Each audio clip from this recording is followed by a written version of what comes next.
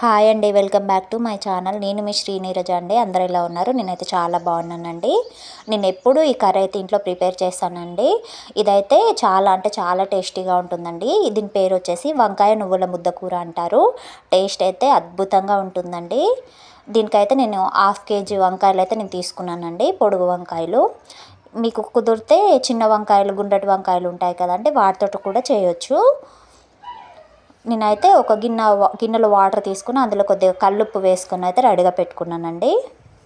కల్లుప్పు వేయడం వల్ల కొంచెం వంకాయలు కట్ చేసుకున్నట్లయితే నల్లగా అయితే అవ్వవండి, బ్లాక్ కాకుండా ఉంటాయి అన్నమాట.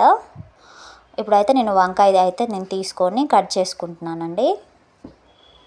నేనైతే అది పైన అయితే కొంచెం ఉంచుతానండి, నాకు ఎందుకు అది తినాలనిపిస్తుంది ఎప్పుడు. ఇలా చిన్నగా కట్ చేసుకోవాలండి, ఎంత సైజు ఉంటే అంత మీ ఇష్టం అండి.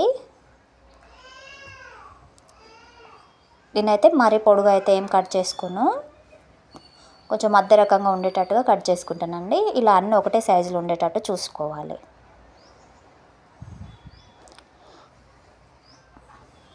ఇందాక మనం ఉప్పు వేసుకున్న వాటర్ ఉన్నాయి కదండి, అందులో వేసేసుకుంటున్నాను కట్ చేసుకున్న వాటినన్నీ. ఇప్పుడైతే అన్నీ రెడీగా అయితే పెట్టేసుకున్నాను అన్నమాట. ఇప్పుడైతే స్టవ్ అయితే వెలిగించుకున్నాను, ఒక గిన్నె అయితే పెట్టుకున్నానండి. అందులో ఒక 1/2 kgకి మనం చట్నీ తింటాం కదండి, చట్నీ గిన్నె, అందులో ఆ చట్నీ బౌల్ అంత సైజులో ఒక కప్పుడు అయితే నువ్వులు అయితే నేను తీసుకున్నానండి. వాటిని అయితే చిన్నగా వేయించుకోవాలి, కొంచెం చిటపట అయ్యేటట్టు ఉంటే సరిపోతుంది.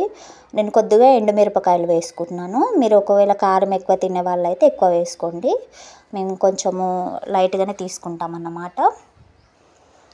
ఇప్పుడైతే నేను ఒక ప్లేట్లో అయితే తీసుకుంటున్నానండి.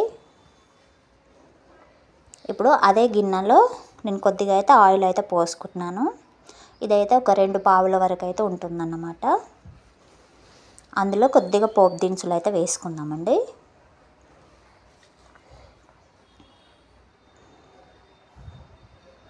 కొద్దిగా వంకాయలు వేసేసుకుంటున్నాను. ఇప్పుడు అన్నీ ఒకేసారి వేసేసాను.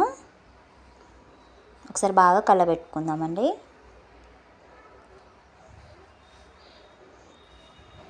ఒక్కసారి అయితే ఇలా ట్రై చేయండి, టేస్ట్ అయితే చాలా అంటే చాలా బాగుంటుందండి.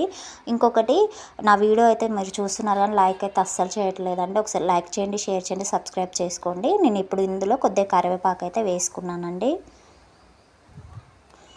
మూత పెట్టి ఉడికించుకుందాం. ఇప్పుడు మూత తీసిన తర్వాత అందులో కొద్దిగా పసుపు, కొద్దిగా అల్లం వెల్లుల్లి పేస్ట్ వేస్తున్నాను. కొద్దిగా మగ్గిన తర్వాత అయితే వేసుకోవాలి.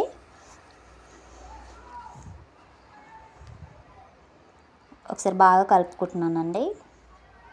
ఒకవేళ మీరు కుదిరితే ఇందులో ఆనియన్స్ వేయొచ్చా అని అంటే, ఈ కర్రీలోకి అయితే ఆనియన్స్ వేయకుండా అయితేనే బాగుంటుందని నా ఫీలింగ్ అండి. ఒకవేళ మీరు వేసుకోవాలనుకుంటే మీ ఇష్టం అండి. ఇందాక వేయించుకున్న దాన్ని ఒక మిక్సీ జార్లో వేసుకున్నానండి.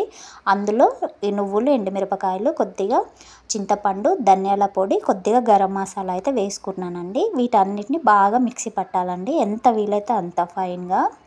ఇలా బాగా మిక్సీ పట్టేసరికి మనకు ముద్దలాగా వచ్చేసింది చూడండి.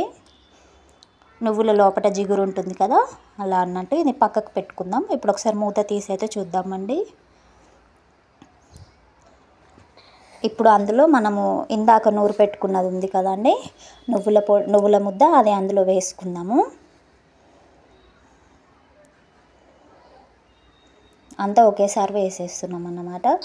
ఒకవేళ మీకు ఎక్కువైనట్టుగా అనిపిస్తే మాత్రం తీసి పక్కన పెట్టుకొని ఇంకా ఏ కర్రీలో వేసుకున్నా కూడా టేస్ట్ అయితే బాగుంటుంది అన్నమాట అండి. అందులో కొంచెం ఉప్పు వేసుకుంటున్నాను, నేను టేస్ట్కి సరిపడా వేసేస్తున్నాను.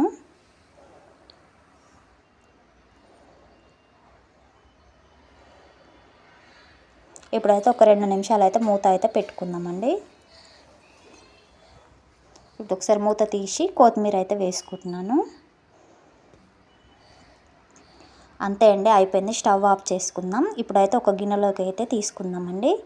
అంతే అండి, ఎంతో టేస్టీగా ఉండే వంకాయ నువ్వుల ముద్ద కూర అయితే తయారైపోయిందండి. ఇదైతే నిజంగా చెప్తున్నాను, చాలా అంటే చాలా టేస్టీగా ఉందండి. ఈ వీడియో కనుక మీకు నచ్చినైతే లైక్ అండ్ షేర్, సబ్స్క్రైబ్ అండి. Thank you for watching.